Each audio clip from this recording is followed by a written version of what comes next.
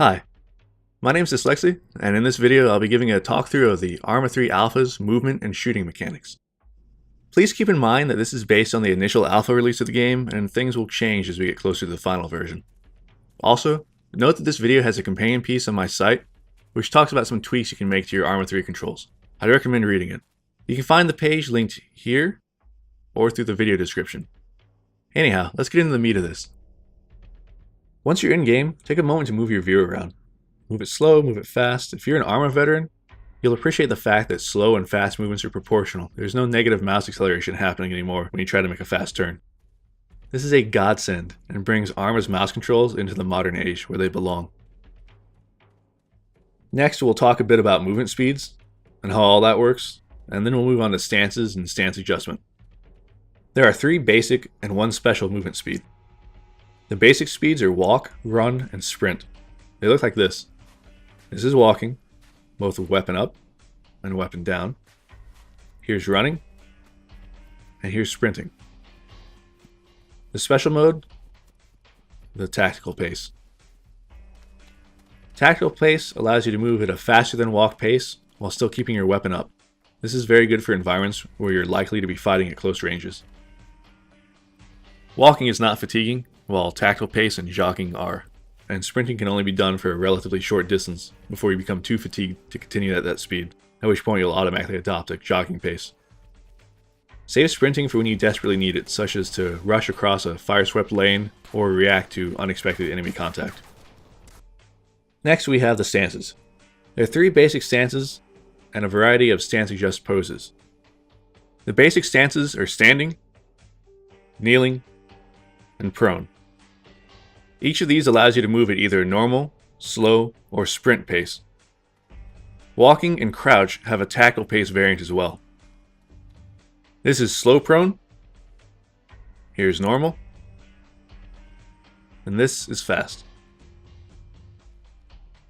This is slow crouched, this is tactical, this is normal, and this is fast crouched. Here's slow standing, this is tactical, here's normal, and this is fast or sprinting. The problem with having only 3 stances, as in prior games in the series, is that the world is far more complex than what it offers you regarding cover, concealment, and positions from which you can engage the enemy or be engaged. There are many times in Arma 2 or prior games where you'd find yourself behind good cover, but you couldn't engage the enemy without standing fully up, which would generally result in you being shot. To solve this, Bohemia introduced the stance adjust system. Each stance has 2 substates, and they can all be smoothly cycled through. Here's standing. I can't see over this obstacle, but I'd really like to. Thanks to stance adjust, all I need to do is hold my stance adjust key and press my move forward key, W. This places me into what you'd call high standing. If I hold stance adjust and press S, I'll go back to normal standing. If I press it again, it's low standing. I can press down again, and I'll end up in high crouch, then normal crouch, then low crouch, high prone, normal prone, and low prone. I can always press my F and V keys to move between the major states, but note that for standing and crouch, it'll move you into the appropriate substate for that stance. What I mean by that is that if you're in low standing and you press your up key to toggle crouch, you'll end up in a low crouch. This is pretty sensible. If you had a situation where you needed to keep your head down, it's probably wise to keep your head down when you move to a different stance as well. The only exception to this is prone.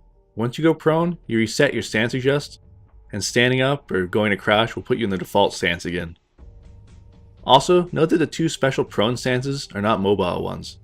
Only normal prone allows you to move. You can also lean and roll in Arma. This is what your Q and E keys do. They lean while you're crouched or standing, and roll when you're prone. Stance adjust allows you to do what I'd call a step lean as well, and it can be combined with a normal lean. To do a step lean, be standing or crouched, hold your stance adjust key, and press A or D. This will be held until you cancel it either by doing a stance adjust in the opposite direction, or doing an up or down stance adjust. Note that making a normal stance change, such as from standing to crouched, won't cancel it.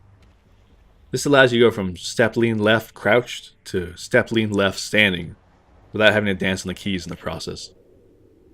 Now on to shooting. There are two basic methods by which you can shoot in Arma, either sighted or unsighted. Please note there is no such thing as hip fire in this game. Whether or not you're sighted, your weapon is always shouldered. Anyhow, let's talk about unsighted mode first.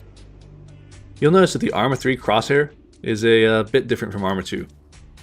There is no more magical center pipper to show exactly where your rounds will land. The crosshair is also divided into 4 parts, and has a reasonably large gap between the portions of it. It expands and contracts to represent your stability based on your movement speed and stance. Watch as I move and shoot while unsighted. You can see that my bullets are going to an area roughly represented by the crosshair expansion. This isn't flawless accuracy, it's just a rough idea. This is akin to shooting with both eyes open in the real world and looking past your sights versus through them. That's not an exact parallel, but it's close enough for the sake of making the distinction. You can move and shoot in unsighted mode either at a walking pace by holding shift, or with a tactical pace. Tactical pace allows you to deliver fire while moving faster than a walk. This is great for advancing while keeping someone suppressed. It's much nicer than jogging forward with your weapon down, hoping you won't get surprised in the process. Also note that the crosshair mode will not show the influence of fatigue or wounds on where your weapon is aiming. The more wounded or fatigued you are, the more your aim will drift, and the more important it will be to use the next mode, which is sights. You toggle your sights via your optics key. This is pretty self-explanatory. You can more easily visualize where the round will go based on where you see the red dot or the iron sights or the reticle or whatever you see pointing at any given instant. This is how you deliver the most accurate fire. Unlike unsighted mode, you'll be able to see exactly how stamina and wounds are influencing your aim. Let's talk a bit more about moving and shooting. A major new addition is the fact that you can move more quickly while keeping your weapon up. In prior games, you were always artificially limited. You could either move slowly with your weapon up or quickly without. Reality isn't that black and white, and the Arma 3 reflects this. The tactical pace allows you to move quickly with your weapon up, either sighted or unsighted. If sighted, your sights will bounce around and you can't be very accurate on the move, but it does permit suppression and closer range shooting. If you want to be more accurate while moving, simply hold your walk key and you'll move at a slower and more stable pace. Note that this sighted movement speed happens automatically. If you're jogging and you go to sights, you'll automatically move at tactical pace, unless you hold your walk key.